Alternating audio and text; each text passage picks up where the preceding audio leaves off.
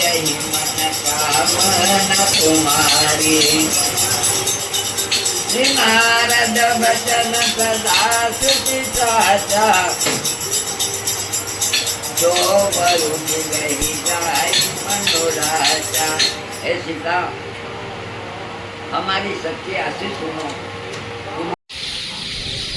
हे जंत जनार्दन, नमामि देवी नर्मदे, हर राधे राधे। आओ शाम का तुम्हें दृश्य दिखाऊं हमारी राधे श्याम प्रभु सियाराम बाबा जी के आश्रम का। तो ये यहाँ का शाम का समय, सूर्य देव डूब रहे हैं, अस्त हो रहा है, ये नाव वाले आ रहे हैं और प्रभु के घाट का दर्शन कुछ इस टाइप का है। और यहाँ पे प्रभु की समाधि स्थल, ये जो समाधि स्थल है उसके ऊपर बना हुआ है उनके चरण पादुका, सामने प्रभु का मंदिर भोले बाबा का। प्लस यहाँ का जो वातावरण रात के सॉरी शाम के टाइम का, इवनिंग के टाइम का बहुत प्यारा लग रहा है। यानी कहना चाहिए ओ वन, ये देखो ओ भाई क्या खतरनाक वाली वाइब है। और ये है प्रभु का घाट, सियाराम बाबा जी का घाट, जिसे अब नाम दे दिया गया है इस घाट को सियाराम बाबा। प्रभु बाबा तो चले गए पर उनकी ऊर्जा शक्ति आज भी यहीं पे, कि जब भी आप घाट पे आओ ना एक अजीब सा पल महसूस होगा, है ना, अच्छी वाइब आएगी, कहने का मतलब है। और ये रही मैया और उधर सूर्य देव अस्त हो रहे हैं।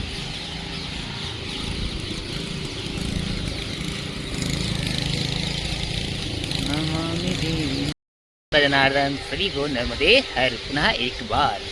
तो हमारा जो चतुर्मास प्रभु जी के दर्शन मतलब यहाँ पे होने वाला है वो चल रहा है। मतलब हम यहीं पे चतुर्मास तक के हम यहीं रुकने वाले हैं। और अब इसके बारे में क्या बताऊँ, मतलब क्या डिटेल बताना चाहिए आप लोगों को जो अच्छे तरीके से बता सके, समझा सकते हैं। तो ये वीडियो भी बहुत लेट आने वाली है। तो ऐसा है कि चलो नर्मदा मैया के बारे में बता देता हूँ। तो नर्मदा मैया को सर्वप्रथम शिवपुत्री कहा जाता है। शिवपुत्री क्यों कहा जाता है, तो उसका कहानी स्टोरी ये मिलती है अपने को।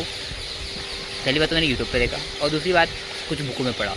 तो उसमें लिखा था, कहना चाहिए कि जो शिव भगवान है यहाँ पे जो मेकल का पर्वत है, जो मेकल राज, जहाँ से नर्मदा अमरकंटक अनूपपुर जिला जो पर्वत जो समुद्र तल से 1000 फीट की ऊंचाई पे है, जो मेकल पर्वत पे वहाँ पे कुछ समय काल आदिकाल पूर्व समय कहना चाहिए महादेव बाबा वहाँ पे तपस्या कर रहे थे। जब महादेव बाबा बहुत गहरी तपस्या में लीन थे तो उनके पसीने से जो नीचे धरती पे गिरा तो उससे एक कन्या का जन्म हुआ, कहने का मतलब माता का।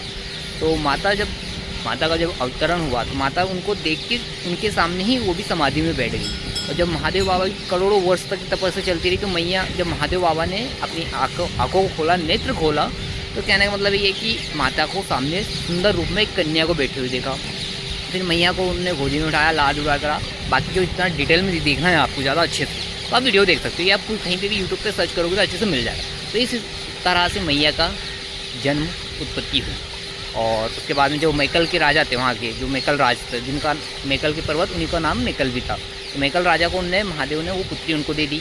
उसके बाद में मैं शॉर्ट में बता थोड़ा डीप में नहीं बता पाऊँगा, ठीक है। उसके बाद में क्या हुआ कि मैया कुछ समय बाद बड़ी हुई तो वहाँ के जो राजा थे मैकल, उन्होंने क्या कहना चाहिए मैया के लिए एक चुनौती बड़ा प्रस्ताव, जिसे आप अपने मूवियों में देखा होगा कि राजकुमारी है उनके लिए कोई प्रतियोगिता रख देते हैं, हर चीज़ अलग अलग टाइप की। तो एक फूल होता है गुलाब का, वो उसका नाम थोड़ा बहुत लंबा जोड़ा मुझे अच्छे से पता नहीं, तो उस टाइप का फूल था। तो उसको लाने के लिए प्रतियोगिता रख दी। तो उसमें वहाँ पे एक सोन राजा थे, सोनभद्र, ठीक है। सोन नदी का आपने उद्गम स्थान सुना होगा, वहीं से माई की बगीचे के जस्ट साइड से सोन नदी का उद्गम स्थान है। तो उस प्रतियोगिता को जीतने के लिए सोन ने चुनौती स्वीकार करी और सोन चला गया उस फूल को लाने के लिए, और फूल को लेकर भी आ गया। फिर क्या कहना चाहिए मैया ने देखा नहीं था उसको पहली बात, और वहाँ पे बहुत ज़्यादा डीप में चल रहा हूँ। तो ऐसा हुआ उन्हें प्रतियोगिता जीत ली, पर सोन को पता नहीं था कि मैया खुद भी कैसी दिखती है। तो जो सोन थे और जो माता की दासी होती है उसका नाम शायद जुगुला था। तो जुगुला को माता भेजती है कि भाई जाओ देख कर आओ सोन कैसे दिखते हैं, और माता उनके कपड़े देती है कि आप अच्छे से जाइए, हमारा संदेश लेके जाइए। काफ़ी डीप में है पर मुझे शॉर्ट में बता रहा हूँ।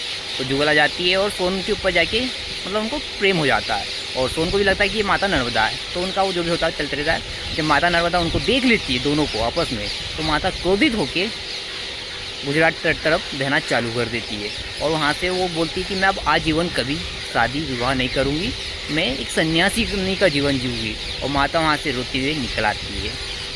मैं शॉर्ट में बता दी, बहुत ज़्यादा शॉर्ट में बोल दी। और इस टाइप से यानी कहना चाहिए मैया की कुछ स्टोरी है, बस इतना ही था। इतना ही ज़्यादा शॉर्ट में मुझे पता है, मैंने काफ़ी डीप में देखा, 1-1.5 घंटे का एपिसोड है, आप लोग देख सकते हो, लिंक डिस्क्रिप्शन में डाल दूँगा यदि अच्छे से डीप से जानना है तो कैसा क्या है। तो पहली बात मैया शिवपुत्री है। दूसरी बात कहाँ पे उनका हुआ उद्गम, अमरकंटक, अनूपपुर, मैकल की पर्वत पे, बस इससे ज़्यादा और कुछ नहीं जानो। और मैया की टोटल लंबाई जो है, जो समुद्र अरब सागर में जाके गिरती है, मतलब कहने का मतलब 1326 किलोमीटर। मैया की यात्रा जो परिक्रमा लोग वक्त करते हैं, अभी क्या डैम में बनने के कारण, इंदिरा सागर, बरगी डैम, पुनासा डैम, ये बनने के कारण क्या हुआ, मैया की जो दूरी जो घूम फिर के आना पड़ता है ना, काफ़ी लंबा घूमना टर्न मारना पड़ता है। उस चक्कर में क्या हो गया, 3600-3700 किलोमीटर की यात्रा हो गई है बैक साइड। यानी इस टाइप से मैया की कहानी है, इस टाइप से मैया की यात्रा है। और भारत की मस्त एकमात्र नदी है जिसपे माँ की पूरी, हाँ नदियों में सब एक ही नदी जिसकी परिक्रमा की जाती है, वो है अपनी नर्मदा मैया, जीवनदायिनी, भारत मध्य प्रदेश की लाइफलाइन कही जाने वाली। हाँ, इससे ज़्यादा और कुछ नहीं है। तो है जनता जनार्दन, ये रात का समय हो चुका है और हम भी अब ऊपर जा रहे हैं, तो मिलते हैं बाद में। तो हमारा वीडियो यहीं पे एंड हो रहा है। Please do subscribe to my channel and good bye, love you all of them. एक छोटी सी जानकारी, छोटा सा वीडियो, क्योंकि कुछ बनाया नहीं था दिन भर से, तो सोचा डाल लेता हूँ, बना लेता हूँ। और दादाजी के बाबा जी के मंदिर का दर्शन आपको और कभी करवाएंगे, उसको करवा चुका हूँ, काफ़ी वीडियो में डाल चुका हूँ, देख लेना आप लोग। और अच्छे से देखना तो और अच्छे से बना लेंगे। तो यहाँ पे भी मेरे पास ड्रोन होता तो काफ़ी अच्छे से बन सकता था। आओ प्रभु के दर्शन दिखाता हूँ पर।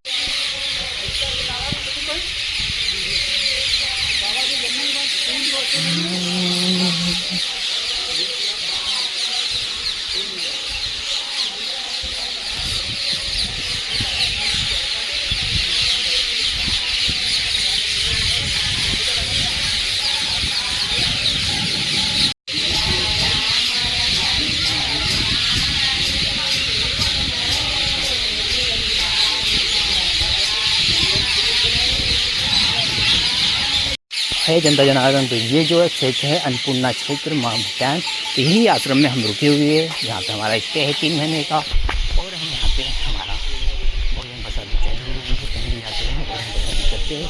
और please subscribe to my channel, bye, love you all of them.